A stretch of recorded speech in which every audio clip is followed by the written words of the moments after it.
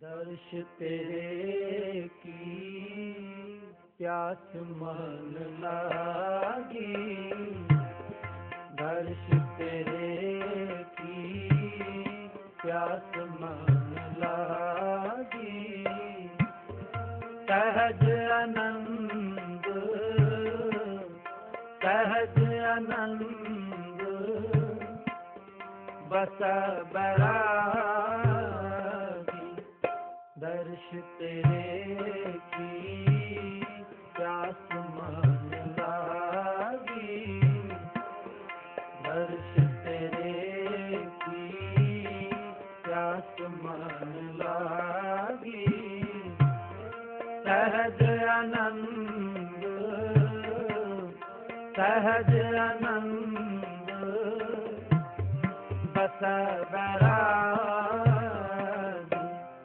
दर्श तेरे की प्यास मन लागी, दर्श तेरे की प्यास मन लागी।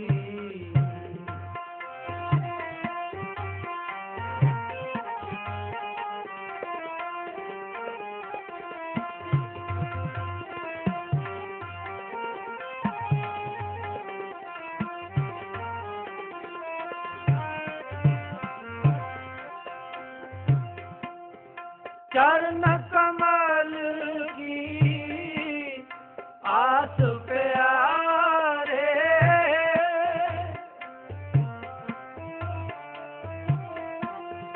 चरण कमल की आस प्यारे।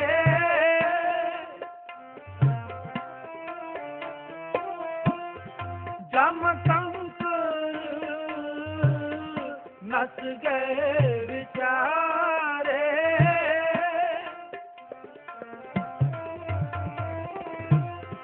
जम कंकुल नस गए विचारे।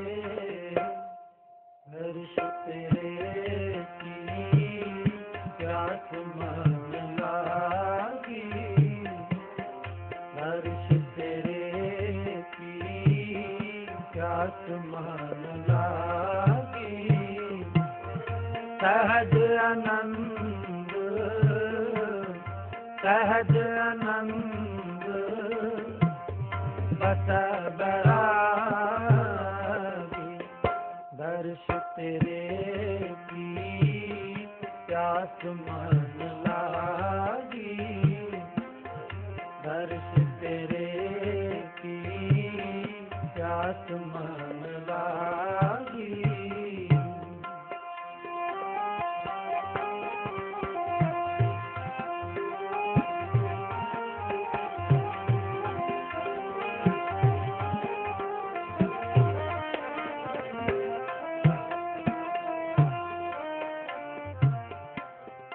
तू चित आवे तेरी मैं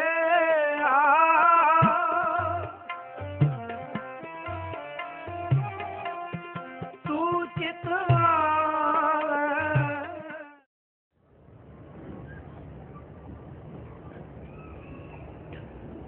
आप सब में विराजमान उस परम पिता परमेश्वर की सत्ता, उस आदि शक्ति को मैं प्रणाम करता हूँ। मेरा प्रणाम स्वीकार करें।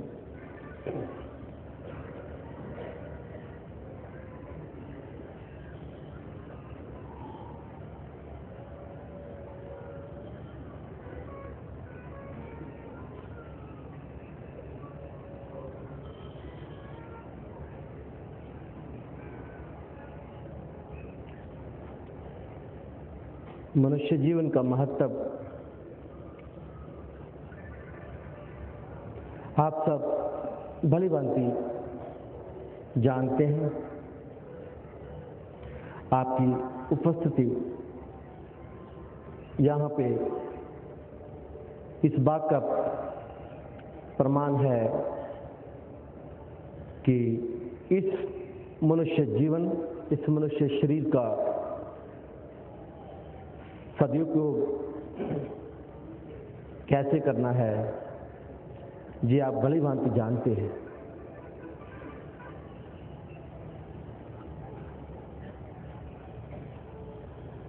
इसका मतलब मुझे कुछ कहने की जरूरत नहीं।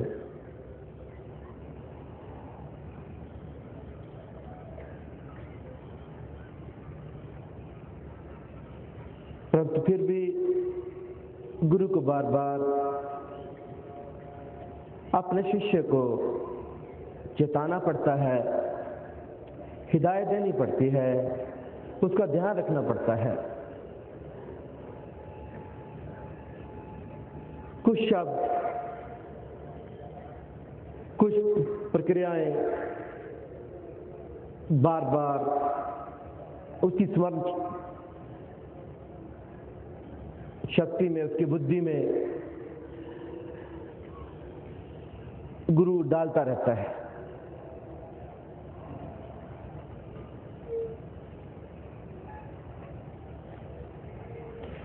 बार बार चेताने के बाद भी, बार बार बताने के बाद भी शिष्य जो चेला है वो अनदेखी कर जाता है, भटक जाता है। फिर से माया का खिंचाव इतना है, माया बहुत ही प्रबल है, बहुत शक्तिशाली है, बड़ों बड़ों को मोह लेती है।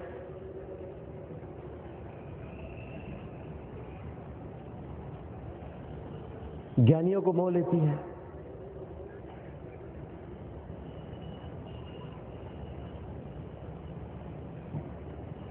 तो हम जैसे छोटे छोटे इंसानों की, अदने इंसानों की बिसात ही क्या है।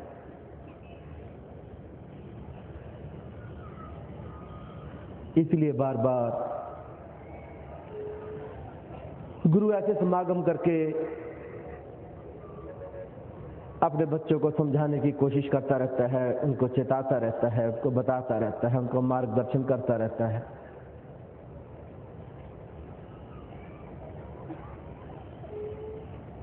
कहानियां पढ़ लेते हैं हम, किताबें पढ़ लेते हैं, संतों महापुरुषों द्वारा लिखी हुई वाणी भी पढ़ लेते हैं।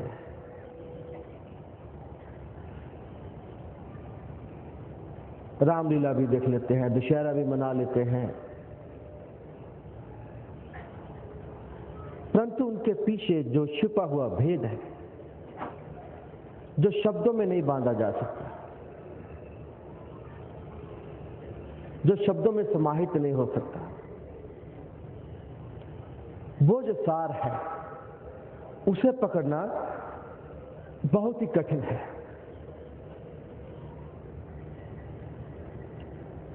गीता पढ़ लो, रामायण पढ़ लो, व्याख्याएं की हुई है, लेकिन व्याख्या करने वाले ने अपने हिसाब से व्याख्या की है। अब कृष्ण भगवान तो नहीं बताएंगे ना कि भाई मेरा कहने का मतलब तो ये था, परंतु उनकी बात में क्या सार छुपा है वो शब्दों में नहीं बांधा जा सकता, उसको शब्दों में नहीं डाला जा सकता। और वो ही तुम्हें गुरु बार बार बताता है। पढ़ने से तुम ज्ञानी हो जाओगे, और भी खतरनाक बात हो जाएगी। सोचेंगे आप, मैंने इतने ग्रंथों का अध्ययन कर लिया, मैंने ये भी पढ़ लिया, मैंने वो भी पढ़ लिया, लेकिन कुछ हासिल नहीं होगा, खतरा और बढ़ जाएगा। किताबी ज्ञान नहीं था, ज्ञानी नहीं थे, तो संभावना थी कि बच जाते।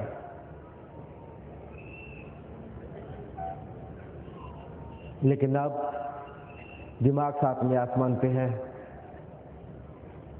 कि मुझे ये भी आता है, मुझे ये भी आता है, मुझे वो भी पता है, मुझे ये भी पता है। कुछ सीखने को बाकी नहीं है। क्या सुनना किसी से, क्या पूछना किसी से, क्यों जाना कहाँ कहीं पे। खतरा बढ़ गया और अहंकार बढ़ गया। अहंकार का धुआं आंखों में भर गया। अब दिखाई नहीं देगा, अब सुनाई नहीं देगा किसी संत महापुरुष, किसी गुरु की, किसी फकीर की कोई आवाज सुनाई नहीं देगी। अंतर की आवाजें भी दब जाएंगी, दबी जाएंगी। जब अपनी खुद की दवा लेगा इंसान आवाज अपने ज्ञान से, किताबी ज्ञान से, तो दूसरों की आवाज को भी दबा लेगा। वो उसे कौन समझाएगा? वो हवाले देगा यहां से वहां से, प्रमाणित करेगा। बहस का कोई अंत नहीं होगा, नहीं सीखेगा वो, क्योंकि उसने सीख लिया।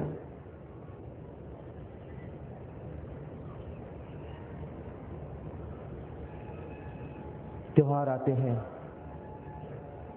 हिंदुस्तान में कितने त्योहार हैं जो आप भी अच्छी तरह जानते हैं। बहुत अच्छी सद्भावना इन त्योहारों के पीछे छिपी हुई है, सबक है उनके पीछे। अभी अभी आपने दिवाली मनाई, दशहरा भी, विजयदशमी भी मनाई आपने। क्या किया दिवाली पे?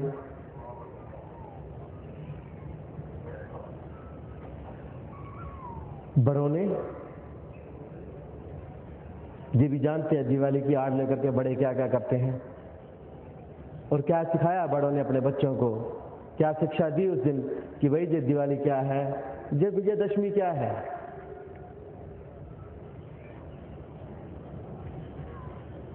मिठाई खा ली, कोई शॉपिंग कर ली, कुछ पटाखे फोड़ दिए, लोगों की नींद हराम कर दी, थोड़ा प्रदूषण फैला दिया, बस। पहले लोग दिए जला देते थे, आजकल भी जलाते हैं लोग, लेकिन कितने, ये आप भी जानते हैं।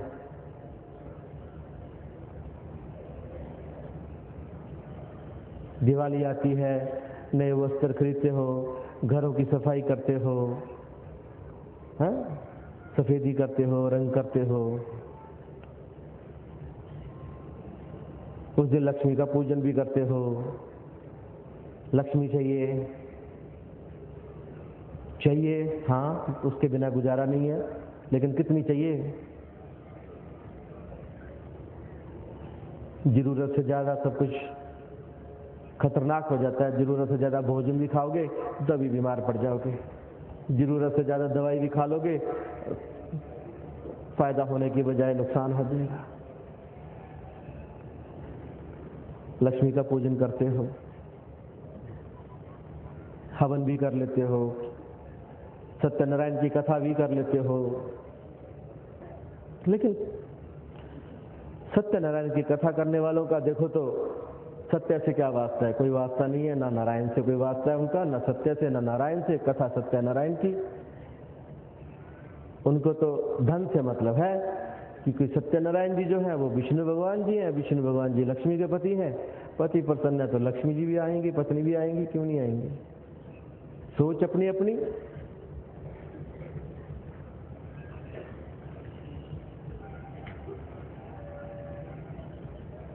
धर्म से या धार्मिक विचारों से या उस कथा के पीछे क्या सार है, उससे कुछ लेना देना नहीं है।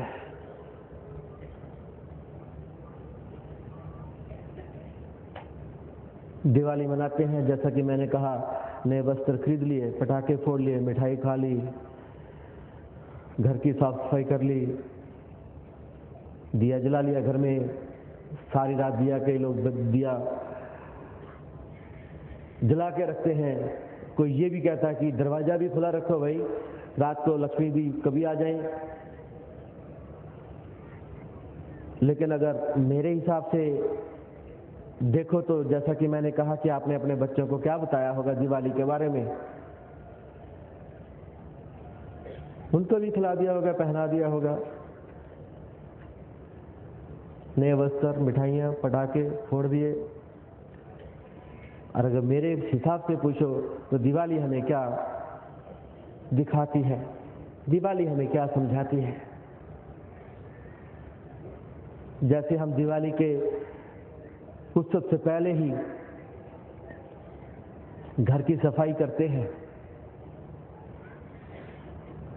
इसी तरह से ये जो घर है भगवान का घर है, ये शरीर जो है भगवान का मंदिर है, जो उसका घर है, इसकी सफाई करनी है अंतर से। जो हमारे अंदर विकार हैं, जो बुराइयां हैं, जो कचरा कूड़ा इकट्ठा करके हमने भर रखा है हृदय में और मस्तिष्क में, हमने उसकी सफाई करनी है।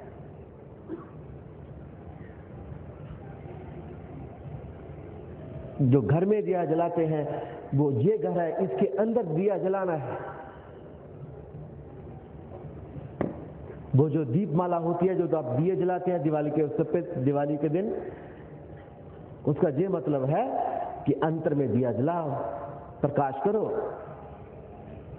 जो कहते हैं कि दरवाजा खुला रखो लक्ष्मी जी आएंगी, उसका मतलब मैं तो यही लूंगा कि भी लक्ष्मी जी आए चाहे ना आए, लेकिन ये 10वां द्वार जो गुरु जी कहते हैं इसको खोलो, इसको खुला रखो।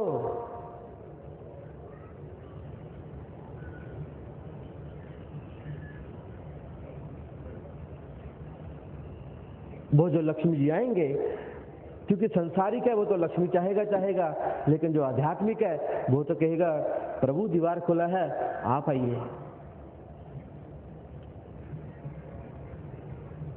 वो तो भगवान का इंतजार करता है।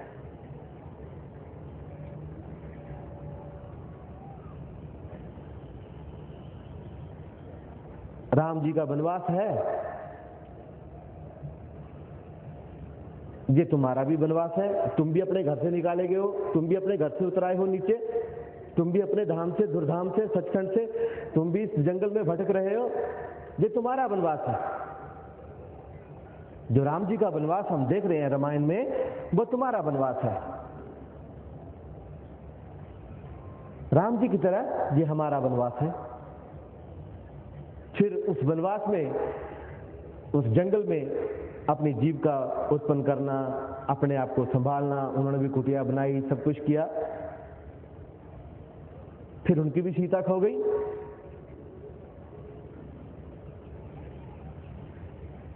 तो तुम्हारी सीता भी खो गई। इस जंगल में, इस संसार में तुम्हारी आत्मा भी खो गई। तुम्हारी सीता भी तुम्हारे पास कहां है, तुम्हारी आत्मा भी तुम्हारे पास कहां है। तुमने भी तो अपनी आत्मा को अभी तक नहीं देखा, अभी तक नहीं पाया, कहां खो गई? वो भी खो गई संसार में। पहुंच गई सोने की लंका में। माया का महल, सोने की लंका मतलब माया ही माया। था सोने का महल या नहीं, इस विवाद में नहीं पड़ना है हमने। ये संसार भी तो सोने का है, माया का है।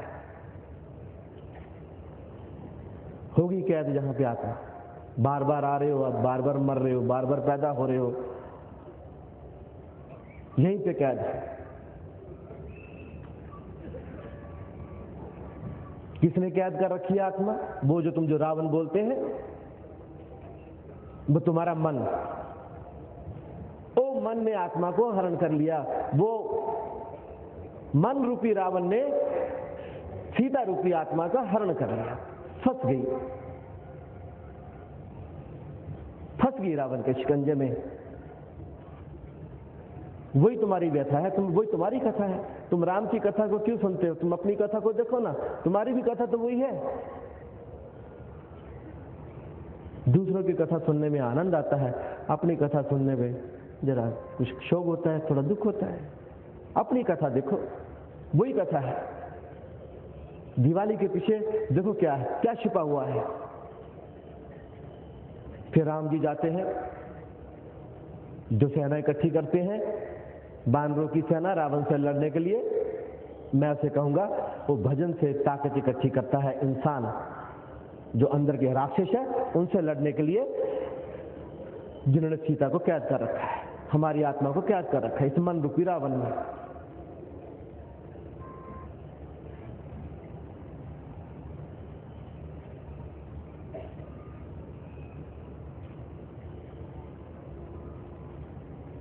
फिर राम जी रावण को मार देते हैं। भजन के द्वारा आपने मन पे विजय पा ली, आपने भी अपने अंतर का रावण मार दिया, मन को शांत कर लिया, काबू कर लिया। अब वो कोई खेल नहीं खेलेगा, विजय पा ली रावण पे आपने, जो आपके अंतर में बैठा है मन के रूप में। फिर राम को सीता मिल गई, फिर तुमको तुम्हारी आत्मा मिल गई।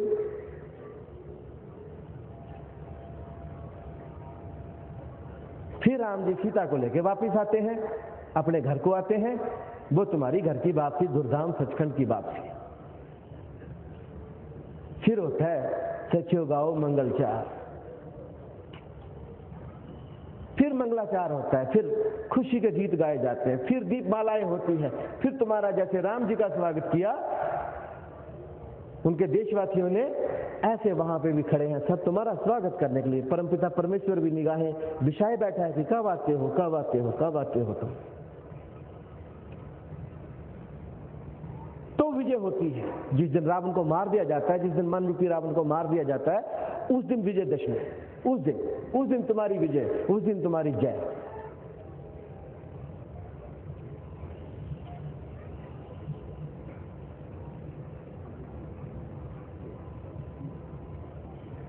फिर रावण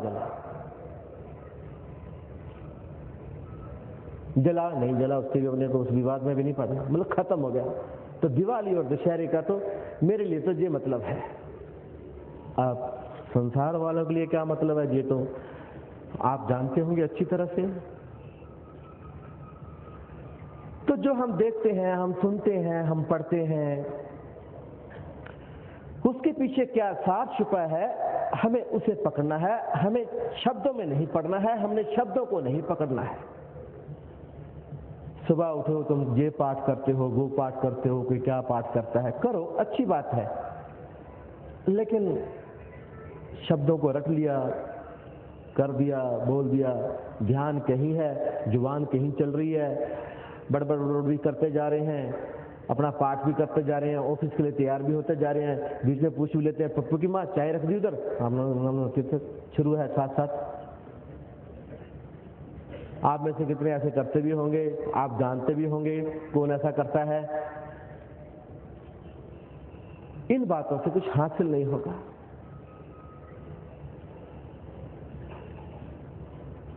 जिन्होंने रट्टे मार लिए,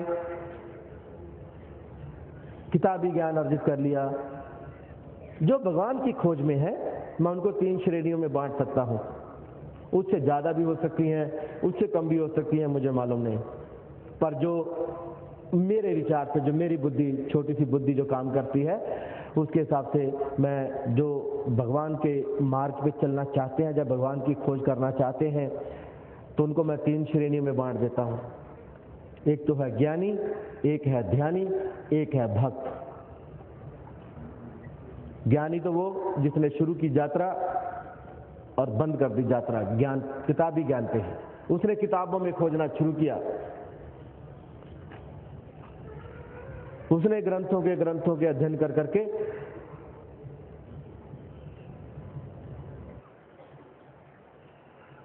उन शब्द में, उन किताबों में, उन ग्रंथों में ढूंढने की कोशिश की सिर्फ, और उसने अपने ज्ञान को, अपनी खोज को वहीं पे बंद कर दिया, किताबों तक सीमित रख दिया, आगे नहीं बढ़ता। एक ध्यानी है जिसे दुनियादारी से, दुनिया से कोई मतलब नहीं है, उसे अपने से मतलब है। थोड़ा सा उसको मैं सेल्फिश कहूंगा, स्वार्थी कहूंगा। बैठ जाएगा, ध्यान लगाएगा, परंतु ध्यान कहाँ लगेगा, ये तो तुम भी जानते हो। ध्यान लगाने बैठते हो, दिमाग में से धुआं निकलता है, बाएं बाएं होती है, अंदर इतना दूसरा हल्ला गुल्ला इतना भरा पड़ा है कि ध्यान लगता ही नहीं है।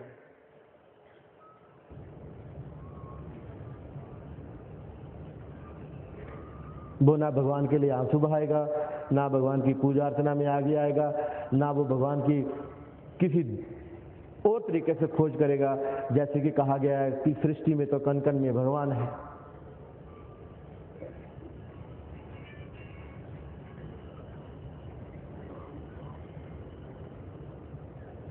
एक भक्त है जिसकी यात्रा कठिन है, आंसू भरी है, दुखों भरी है। वो तड़पता है भगवान के लिए। वो उसके विषयों में, उसके वियोग में, उसके विछोड़े में वो तड़पता है। वो विरह की अग्नि में जलता है। तो ना ज्ञानी बनना, ना ध्यानी बनना, बनना तो भक्त बनना। भक्त अपनी यात्रा को आंसुओं से पाटता है।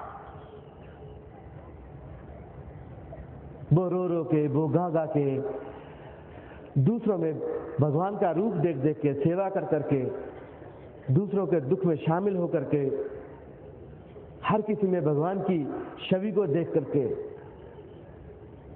और फिर भी साक्षात भगवान को देखना चाहता है। रात दिन उसके वियोग में तड़पता है, वो किसी बिरहनी की तरह।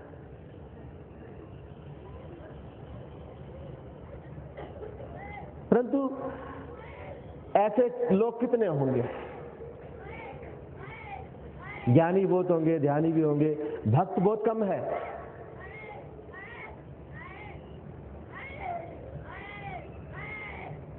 इसीलिए कहा कि तेरा जन एक आध है कोई।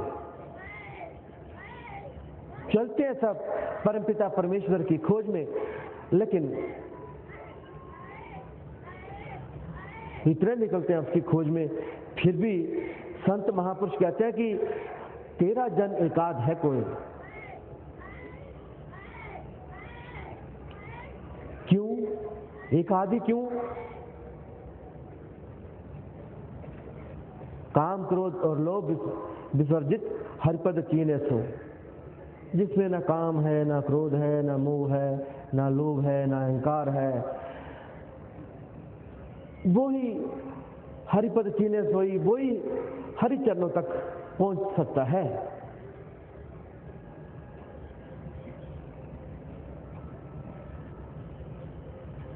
लेकिन हमारी दशा देखो, हमारी मनोदशा देखो, हमारी हालत देखो, तो हमारी हालत जो एक आध जन है उससे बिल्कुल अलग है। हम फंसे हैं संसार में। हमें काम भी है, हमें क्रोध भी है, हमें लोभ भी है, हमें सब कुछ है।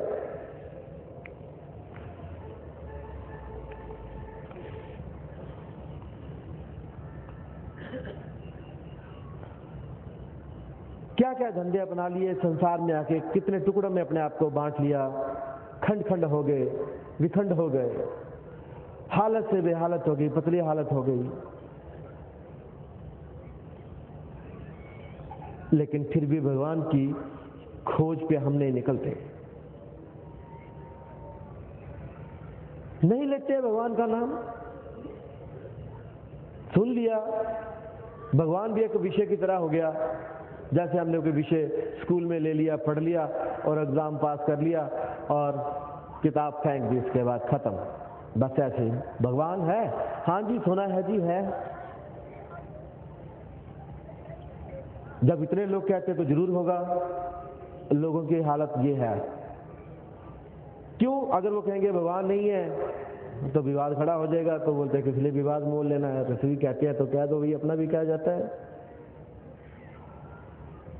लेकिन भगवान को तहे दिल से मानना, उसकी सत्ता को तहे दिल से स्वीकार करना, फिर उसकी सत्ता तक पहुंचने की कोशिश करना, ये अलग अलग प्रक्रियाएं हैं।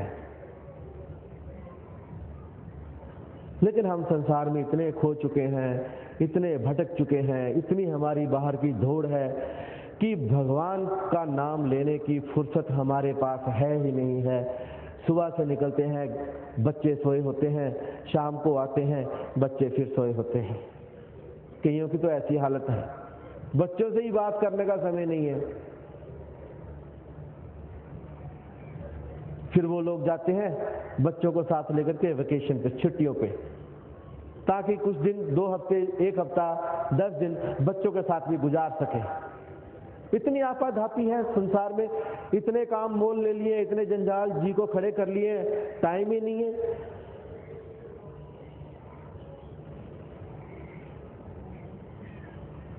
फुर्सत ही नहीं है। हरि नाम मैं नहीं लीना, क्यों नहीं लीना? फुर्सत ही नहीं है।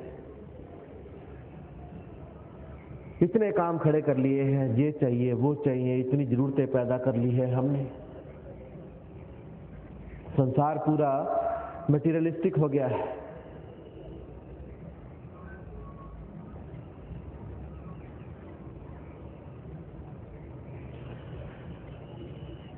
सब कहता कि हरि नाम मैं नहीं लेना। क्यों? 5 सखी पांचों दिस खेले, मन माया रस भीना। 5 सखी पांचों दिस खेले, मन माया रस भीना, हरि नाम मैं नहीं लेना। ये जो 5 सखी हैं जिन्हें हम अपना मित्र समझते हैं, काम क्रोध लोभ मोह अहंकार, इनके कारण जो हमारी व्यथा है, जो हमारी हालत है, कान है, सुनना है इन्होंने, अच्छा अच्छा सुनना है, जो इनको अच्छा लगे वो सुनना है। जीभ है, उसे भोजन का स्वाद चाहिए। शरीर है, उसे स्पर्श चाहिए। आंखें हैं, उन्हें कुछ लुभाता हुआ चाहिए। जनन इंद्रियां हैं, उनका अपना चक्कर है। 5 सखी पांचों दिस खेल है। अब ये भी नहीं है कि 5 मित्र हैं तो सभी एक ही दिशा में चल रहे हो, चलो अभी संगी साथी है तो इकट्ठे ही घूमते हैं। नहीं, ऐसा भी नहीं है। 5 सखी पांचों दिस खेल है। एक इंद्री इधर जा रही है तो एक इंद्री उधर जा रही है, एक इंद्री उधर जा रही है, क्योंकि सब इंद्रियों का अपना अपना स्वाद है, उनका अपना अपना मार्ग है।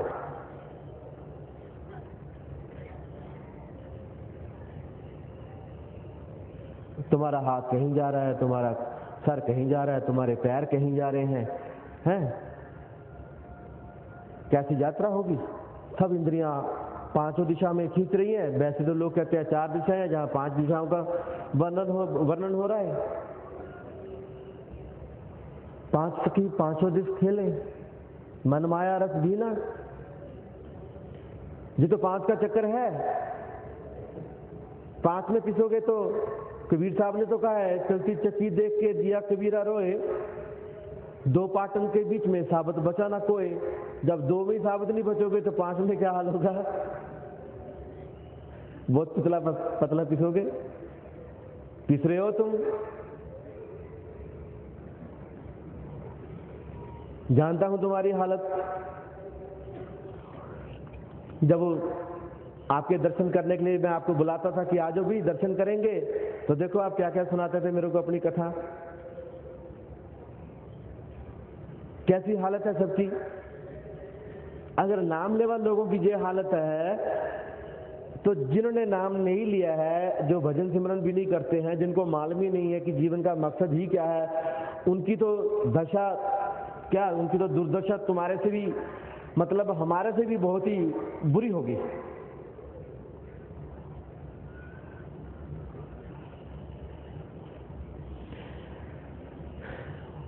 इंद्रियों की दौड़ है। आंखों ने अच्छा अच्छा देखना है, जिबार को देखेंगी। कानों ने अच्छा अच्छा सुनना है, कुछ जिबार से सुनेंगे। अभी तो और भी मैंने देखा, जब पिछली बार विदेश जा रहा था, तो जब मुझे एयरपोर्ट पे छोड़ने के लिए जा रहे थे गाड़ी में, तो मैंने देखा तकरीबन हर तीसरे चौथे इंसान के कान में ना, जैसे इन्होंने भी बच्चों ने लगाया हुआ ना, क्या बोलते ईयरफोन, तो सबके कान में लगा। रिक्शा चला रहा है उसके कान में भी लगाए, और सब्जी के ठेले वाला उसके कान में भी लगाए। मैंने बोला भैया ये चक्कर क्या है, ये क्या लगा हुआ है सबके? तो जो गाड़ी चला रहा था बोला, महाराज जी आजकल तो फोन सस्ते सस्ते मिल गए, सब में FM रेडियो लगा हुआ है, सब सुन रहे हैं।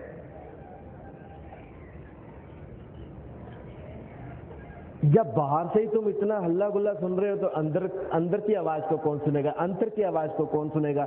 अंतर में तुम्हें प्रभु आवाज दे रहा है, परमपिता आवाज दे रहा है, उसकी आवाज इतने हल्ले गुल्ले में।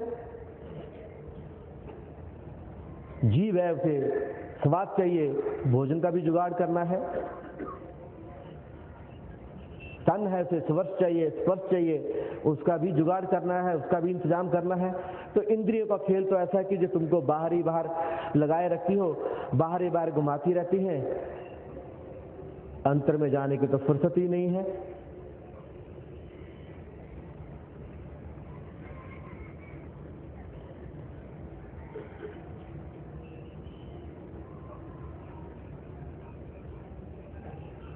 मेरी माँ ने मुझे, अब जैसे बच्चों को छोटी मोटी कहानियां सुना देते हैं, ऐसे मेरी माँ ने एक बार बचपन में हमें बताया था कि जब बच्चा गर्भ अवस्था में होता है तो वो उल्टा टंगा होता है, सर नीचे होता है, पैर ऊपर होते हैं, तो वो भगवान से प्रार्थना करता है कि प्रभु एक बार तो छुटकारा दो, इस कैद से निकालो, इस जेल से निकालो, इस सजा से मुक्ति दो, गंध में जी रहा हूं, सब कुछ अंतर में ही है, उधर ही है उसी पोटली में, और उल्टा लटका हूं, एक बार बाहर निकलूं तो तुम्हारा नाम लूंगा, तुम्हें कभी नहीं भूलूंगा।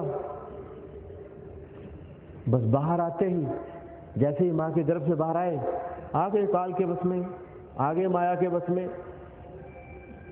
माया तो इतनी जल्दी नहीं पकड़ेगी, लेकिन लोग जो मायावी हैं, जो मायाधारी हैं, संसारी हैं, वो भरते हैं बच्चों को भी वैसे ही कि ये करना है, वो करना है, उनको वैसी शिक्षा।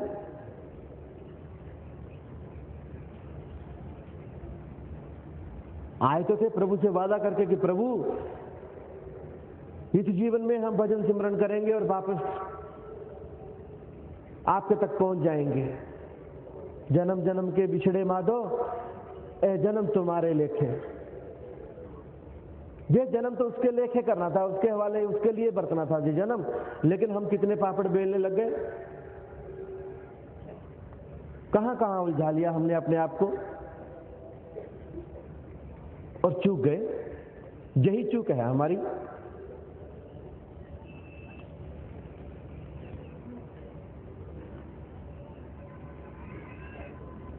ये जो 5 इंद्रियां हैं, इनको हमने कंट्रोल में करना है, इनको काबू में करना है।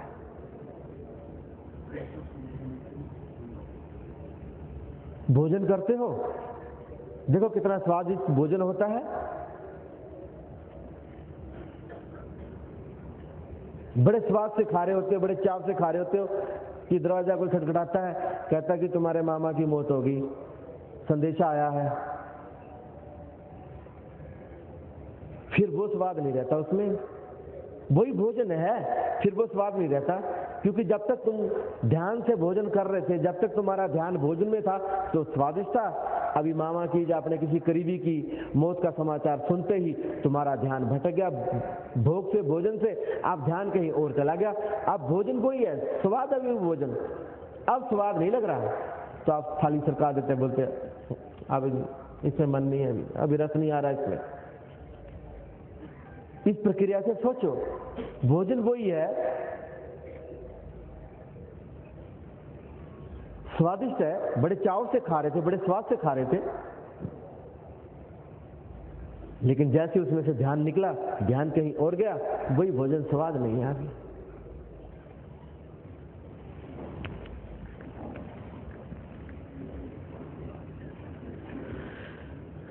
तो जहां भी हम ध्यान डाल देते हैं, हम जिस इंद्री में भी अपना ध्यान डाल देते हैं, वही हमारी इंद्री एक्टिव हो जाती है, वो उसी इंद्री से हमें रस मिलना शुरू हो जाता है। तो देखा जाए तो ये ध्यान की प्रक्रिया है। तुम ध्यान नहीं डालोगे इंद्रियों में तो इंद्रियां काम नहीं करेंगी। पंच प्रमाण, पंच प्रदान, पंचा पावे दरगामान, पंचे सोहे दर राजानु, पंचा का गुरु एक ध्यान। ध्यान, 5 इंद्रियों का गुरु जो है वो ध्यान है।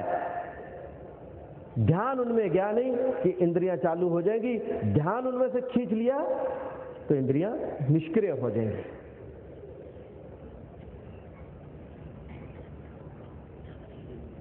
तो जो ध्यान हमने इंद्रियों में बांटा हुआ है, इंद्रियों में डाला हुआ है, वही ध्यान अगर हम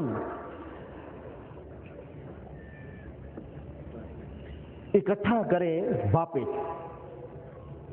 इंद्रिय द्वार है बाहर जाने का, ध्यान बाहर जाता है इंद्रियों से। हमारी जो जीवन ऊर्जा है वो इन्हीं इंद्रियों से ही बाहर संसार में फैलती है।